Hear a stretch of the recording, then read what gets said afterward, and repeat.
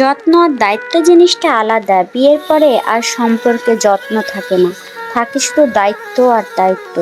আর এই বড় বড় দায়িত্ব পালন করতে গিয়ে ছোট ছোট যত্নগুলো অবহেলা করি, যার ফলে একসময় মানসিক দূরত্ব তৈরি হয়, আর মানসিক থেকে শারীরিক। আমাদের প্রত্যেককে উচিত স্বামী স্ত্রীর আলাদা যত্ন নেওয়া, একে অপরের জন্য দায়িত্বশীল হওয়া, পাশাপাশি যত্নশীল হওয়া। খেয়াল করে দেখবেন, প্রেমিক যুগলদের প্রায়ই দেখা যায় রেস্টুরেন্টে, পার্কে, কিন্তু স্বামী স্ত্রী খুব কম পাবেন। এটা অপ্রিয় হলেও সত্য। প্রেমিকার সাথে সারা রাত কথা বলাটা ভালোবাসার পরিচয় হলেও বউয়ের সাথে এক রাত গল্প করাটাই নেহাত বোকামি। প্রেমিকার লাল গোলাপ পছন্দ বলে সারা দুনিয়ায় এক করে লাল গোলাপ হাতে দিতে ব্যস্ত প্রেমিক, কিন্তু বউয়ের জন্য কখনো একটা লাল গোলাপের আবদারে তার আধিক্যতা লাগে। প্রেমিকার হাতে বিষাদের খিচুড়িও অমৃত মনে হয়। মাসান্তে বউয়ের রান্নায় একদিন লবণ কম হলেই সেটা তার ভীষণ বড় অপরাধ।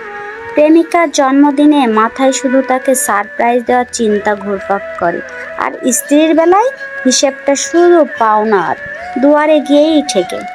প্রেমিকার জন্য ৩২ মাইল দূরে গিয়েও ৩০ টাকার ফুচকা কিনতেও বাধে না, আর স্ত্রীর জন্য মাসে একদিন সময় বের করাটা অপচয় বলে মনে হয়।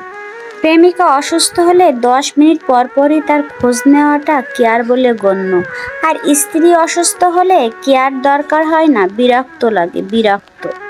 একটা অনিশ্চিত সম্পর্ককে মানুষ যেভাবে গুরুত্ব দেয়, সেটা যদি বিবাহিত সম্পর্কে দেওয়া হতো, তাহলে চারিদিকে এত ডিভোর্সের ছড়াছড়ি হতো না। প্রেমের সম্পর্কগুলো ক্ষণিকের ভালো লাগা থেকে গড়ে ওঠা ওঠা আর একটা মানুষের সাথে জীবন কাটিয়ে দেওয়া এক ব্যাপার না। এজন্য যে পারস্পরিক শ্রদ্ধা, ধৈর্য আর ত্যাগের দরকার, সেটা তথাকথিত প্রেমের সম্পর্কে কখনোই গড়ে ওঠা সম্ভব না। দাম্পত্য জীবনের সমস্যাগুলো একে অন্যের সুন্দর মুখের দিকে তাকিয়ে সমাধান হয়ে যায় না।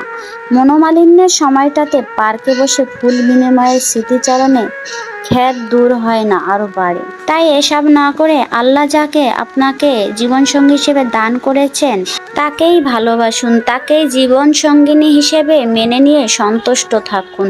তাহলে দেখবেন ইহকাল পরকাল দুটোই আপনার জন্য সুখকর হবে।